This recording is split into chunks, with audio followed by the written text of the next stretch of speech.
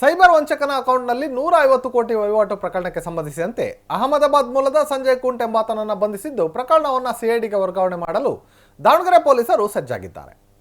ಪ್ರಮೋದ್ ಎಂಬಾತ ಸೈಬರ್ ವಂಚಕರಿಂದ 52 ಲಕ್ಷ ಕಳೆದುಕೊಂಡಿದ್ದೇನೆಂದು ದೂರು ನೀಡಿದ್ದು ಪ್ರಕರಣ ಬೆನ್ನತ್ತಿದಂತಹ ಪೊಲೀಸರು ಶಾಕ್ ಆಗಿದ್ದರು. ಏಕೆಂದರೆ ಪ್ರಮೋದ್ ಕೂಡ ಸೈಬರ್ ಗ್ಯಾಂಗ್ ಸದಸ್ಯನಾಗಿದ್ದು ಆತನ ಅಕೌಂಟ್ಗೆ 50 ಲಕ್ಷ ಹಣ ಜಮಾ ಆಗಿದ್ದು ಅದರಲ್ಲಿ 10 ಲಕ್ಷ ಹಣವನ್ನು ಗ್ಯಾಂಗ್ ಸದಸ್ಯರ ಅಕೌಂಟ್ಗೆ ವರ್ಗಾವಣೆ ಮಾಡಿಕೊಂಡಿದ್ದರು.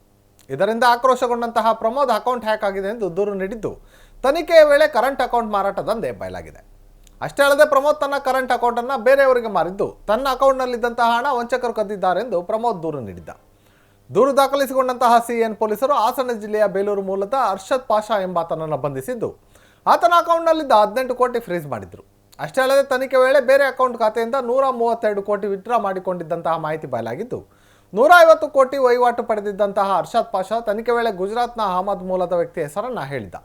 ಇದೀಗ ಪೊಲೀಸರು ಅಹಮದಾಬಾದ್ ಮೂಲದ ಸಂಜಯ್ ಕುಂದನ್ನ ಬಂಧಿಸಿದ್ದು ಇದೀಗ ಪ್ರಕರಣವನ್ನು ಸಿಐಡಿಗೆ ವರ್ಗಾವಣೆ ಮಾಡಲು ತಯಾರಿ ನಡೆಸಿದ್ದಾರೆ. ಪ್ರಮೋದೇ ಅದರಲ್ಲಿ ಈಗ ನಮ್ಮ ತನಿಖೆಯಲ್ಲಿ ವಿವರವಾಗಿ ನೋಡಿದಾಗ Pramod also one of the accused ಥರ ಆಗಿದ್ದಾನೆ. ಅವನು ಏನು ಕಂಪ್ಲೇಂಟ್ ಕೊಟ್ಟಿದ್ದಾನೆ, ಇದು ಈ ಥರ ಆಗಿದೆ, ನನ್ನ ಅಕೌಂಟಿಂದ ಬೇರೆ ಅಕೌಂಟಿಗೆ ಟ್ರಾನ್ಸ್ಫರ್ ಆಗಿದೆ, ಸೈಬರ್ ಫ್ರಾಡ್ ಆಗಿದೆ ಅಂತ.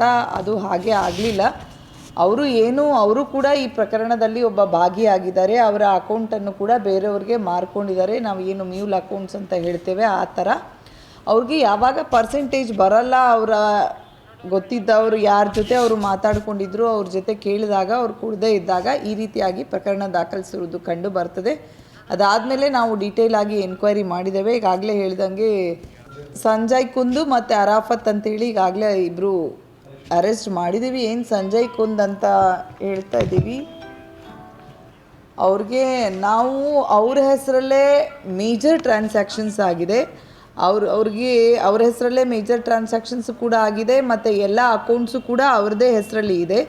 ಅವ್ರಿಗೆ ಕೇಳಿದಾಗ ಕೂಡ ಅವರು ಮ್ಯೂಲ್ ಅಕೌಂಟ್ಸ್ ಅನ್ನೋ ಥರನೇ ಇದುವರೆಗೆ ನಮ್ಮ ತನಿಖೆಯಿಂದ ಕಂಡು ಬಂದಿದೆ. ನಮ್ಮ ತನಿಖೆ ಮುಂದುವರೆದಿದೆ. ಇದರಲ್ಲಿ ತುಂಬ ಹ್ಯೂಜ್ ಅಕೌಂಟು ಟ್ರಾನ್ಸಾಕ್ಷನ್ಸ್ ಇದೆ. ಇದು ಇಂಟರ್ ಸ್ಟೇಟ್ ಮತ್ತು ಇಂಟರ್ ಕಂಟ್ರಿ ಎಲ್ಲ ಒಳಗೊಂಡಂತೆ ಇರುವುದರಿಂದ ಸದರಿ ಪ್ರಕರಣವನ್ನು ಈಗಾಗಲೇ ಸಿಐಡಿಗೆ ವರ್ಗಾವಣೆ ಮಾಡಲಿಕ್ಕೆ ನಾವು ರಿಕ್ವೆಸ್ಟನ್ನು ಕೂಡ ಕಳಿಸ್ಕೊಟ್ಟಿದ್ದೇವೆ. ಸ್ನೇಹಿತ ಅನ್ನೋಕ್ಕಿಂತ ಅವನು ಏನು ಹೇಳ್ತಾನೆ, ಇವನು ಯಾರಿಗೆ ಮ್ಯೂಲ್ ಅಕೌಂಟ್ ಅಂತ ಹೇಳಿ ಇವನ ಅಕೌಂಟನ್ನು ಮಾರಾಟ ಮಾಡಿದ್ದಾನೆ, ಅವನು ಹೀಗೆ ಒಂದು ಸಲ ಬ್ಯಾಂಗ್ಳೂರಿಗೆ ಹೋದಾಗ ನಮಗೆ ಪರಿಚಯ ಆಗಿದ್ರು. ಆ ಪರಿಚಯದಂತೆ ಹಿಂಗೆ ಅವ್ರಿಗೆ ಮಾತುಕತೆ ಆಗಿದೆ.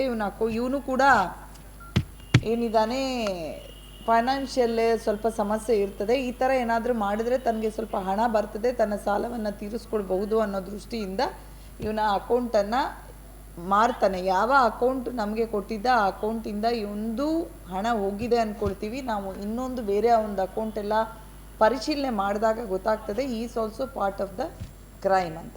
ಹೌದು, ಕರೆಂಟ್ ಅಕೌಂಟ್ಗೆ ಅಂತ ಯಾಕೆ ಮಾಡ್ತಾರೆ ಅಂದರೆ ಅದು ಈ ಹ್ಯೂಜ್ ಅಮೌಂಟ್ನ ಟ್ರಾನ್ಸಾಕ್ಷನ್ಸ್ ಮಾಡಲಿಕ್ಕೆ ಆಗ್ತದೆ. ತುಂಬ ಕಂಡೀಷನ್ಸ್ ಕೂಡ ಇರೋದಿಲ್ಲ, ಸರಿಯಾಗಿ ಚೆನ್ನಾಗಿ ಆಪ್ರೇಟ್ ಮಾಡಲಿಕ್ಕೆ ಆಗುತ್ತೆ ಅಂಥೇಳಿ ಮಾಡ್ತಾ ಇರೋದು ಕಂಡು ಬಂದಿದೆ. ಫ್ರೀಸ್ ಮಾಡಿಸಿ ಅವನ ಅಕೌಂಟನ್ನು ಈಗ ಏನು ಮಾಡಿದ್ವಿ, ಬೇರೆ ಅಕೌಂಟೆಲ್ಲ ಇತ್ತೀಚಿನ 1048 ಸ್ಟ್ಯಾಂಡಿಂಗ್ ಆರ್ಡರ್ ಪ್ರಕಾರ ಏನಾಗ್ತದೆ, ಫರ್ದರ್ ಅಕೌಂಟ್ಗೆ ಹೋದಾಗ ಕೆಲವು ವಿಕ್ಟಿಮ್ಸು ಅವರು ಆ ಪಾರ್ಟಲ್ಲಿ ಕ್ರೈಮಲ್ಲಿ ಪಾರ್ಟೇ ಇರೋದಿಲ್ಲ ಅವ್ರದ್ದು, ಆರ್ದು ಕೂಡ ಫ್ರೀಸ್ ಆಗಿ ತೊಂದರೆ ಆಗ್ತದೆ ಅಂತ ನಾವೀಗ ಲೀನ್ ಮಾರ್ಕಿಂಗ್ ಅಂತ ಮಾಡ್ತಾ ಇದ್ದೀವಿ. ಆ ಒಂದು ಕ್ರೈಮ್ನಲ್ಲಿ ಎಷ್ಟು ಹಣ ಹೋಗಿದೆ ಅಷ್ಟು ಹಣವನ್ನು ಮಾತ್ರ ತಡೆಗಟ್ತಾ ಇದ್ದೀವಿ. ಬಟ್ ಈ ಕೇಸಲ್ಲಿ ಅವನ ಅಕೌಂಟನ್ನೇ ಫ್ರೀಸ್ ಮಾಡಿದ್ದೀವಿ. ಇವಂದು ಮತ್ತು ಸಂಜಯ್ ಕುಂದ್ ಇಬ್ಬರದು ಕೂಡ ಕಾರಣ ಯೂಸ್ ಅಮೌಂಟ್ ಆಫ್ ಟ್ರಾನ್ಸಾಕ್ಷನ್ ಆಗಿದೆ ಅಂಥೇಳಿ ಇದುವರೆಗೆ ನಾವು ನ್ಯಾಯಾಲಯಕ್ಕೂ ಕೂಡ ರಿಕ್ವೆಸ್ಟ್ ಕೊಟ್ಟಿದ್ದೀವಿ, ಯಾವುದೇ ಕಾರಣಕ್ಕೆ ಇದನ್ನು ಡಿಫ್ರೀಸ್ ಮಾಡಬಾರ್ದು ಅಂತ ಹೇಳಿ. ಇನ್ನೊಂದು ಏನು ಇದರಲ್ಲಿ ನಮಗೆ ಕಂಡು ಬಂದಿದ್ದಂತ ಹೇಳಿದರೆ, ಇದು ಎಲ್ಲ ಇವನು ಏನು Hyderabad urban cooperative society, what is that jubilee mercantile cooperative society ಏನು ಹೈದರಾಬಾದಲ್ಲಿ ಇವರು ಅಕೌಂಟನ್ನು ಓಪನ್ ಮಾಡಿರ್ತಾನೆ ಸಂಜಯ್ ಕುಂದ್. ಇವರು ಯೂಶ್ವಲಿ ಕೋಆಪರೇಟಿವ್ ಸೊಸೈಟೀಸ್ನ ಯೂಸ್ ಮಾಡ್ಕೊಳ್ತಾ ಇದ್ದಾರೆ ಮತ್ತು ಎಲ್ಲ ಫರ್ಮ್ ಅಕೌಂಟ್ಸ್ನ ಯೂಸ್ ಮಾಡ್ಕೊಂಡಿದ್ದು ಕಂಡು ಬಂದಿದೆ. ನಮ್ಮಲ್ಲಿದ್ದಂತಹ ಫರ್ಮ್ ಅಕೌಂಟ್ ಕೂಡ ಏನಿದೆ ಆ ಫರ್ಮ್ ಅಕೌಂಟಲ್ಲಿ ಕೂಡ ಅವ್ರಿಗೆ ಹೋಗಿ ನಾವು ಫಿಸಿಕಲ್ ವೆರಿಫಿಕೇಷನ್ ಇದು ಆಗಿರಬಹುದು, ಅದು ಸಂಜಯ್ ಕುಂದ್ ಕೂಡ ಏನು ಕೊಟ್ಟಿದ್ದಾನೆ ಅದನ್ನಾಗಿರ್ಬೋದು, ಪರಿಶೀಲನೆ ಮಾಡಿ ಬಂದಾಗ ಅದು ಎಲ್ಲ ಬೋಗಸ್ ಇರ್ತದೆ. ಅಲ್ಲಿ ಯಾವುದೇ ರೀತಿಯಾದಂತಹ ಫರ್ಮ್ ಇರುವುದು ಕಂಡು ಬಂದಿರುವುದಿಲ್ಲ. ಹೌದು, ಅದರಲ್ಲಿ ಅದು ಒಂದೇ ಥರ ಇಲ್ಲ, ಕೆಲವೊಂದೊಂದು ಆನ್ಲೈನ್ ಗ್ಯಾಮ್ಲಿಂಗ್ ಇದೆ, ಆನ್ಲೈನ್ ಗೇಮ್ ಇದೆ, ಮತ್ತು ಇನ್ನೊಂದು trading account, online trading related ಕೂಡ ಇದೆ. ಹೀಗೆ ಹ್ಯೂಜ್ ಅಮೌಂಟ್, ಆಲ್ಮೋಸ್ಟ್ ನಾವು 2 to 3 ಡೇಸಲ್ಲಿ ನೋಡಿದಾಗ ಆ 2 ದಿವಸದಲ್ಲೇ 3500 ಪ್ಲಸ್ ಟ್ರಾನ್ಸಾಕ್ಷನ್ಸ್ ಆಗಿರೋದು ಕಂಡು ಬಂದಿದೆ. ಎಲ್ಲ ಕೂಡ ವೆರಿ ಸಮ್ಟೈಮ್ಸ್ ಮಿನಿಮಲ್ ಅಕೌಂಟ್ ಇದೆ, 700,000 ರುಪೀಸ್ ಈ ಥರದ್ದು ಕೂಡ. ಸೊ ಇಟ್ ಮೀನ್ಸ್ ದಟ್ ನಮಗೆ ಇದುವರೆಗೂ ಬಂದಿರೋದ್ರ ಪ್ರಕಾರ ಆನ್ಲೈನ್ ಗೇಮಿಂಗು ಮತ್ತು ಈ ಏನು ಇನ್ವೆಸ್ಟ್ಮೆಂಟ್ ರಿಲೇಟೆಡ್ ಫ್ರಾಡ್ರಲ್ಲಿ ಎಕ್ಸ್ಚೇಂಜಸ್ ಆಗಿರುವಂತೆ ಕಂಡು ಬರ್ತದೆ. ಬಟ್ ತನಿಖೆಯ ಹಂತದಲ್ಲಿ ಇರೋದ್ರಿಂದ ಡೀಟೇಲ್ ಇನ್ವೆಸ್ಟಿಗೇಷನ್ ಮಾಡದೆ ಎಲ್ಲವನ್ನು ಕೂಡ ನಿಖರವಾಗಿ ಹೇಳಬೇಕಂದ್ರೆ ಸ್ವಲ್ಪ ಇನ್ನೂ ಆಳವಾದ ತನಿಖೆಯನ್ನು ಮಾಡಬೇಕಾಗ್ತದೆ.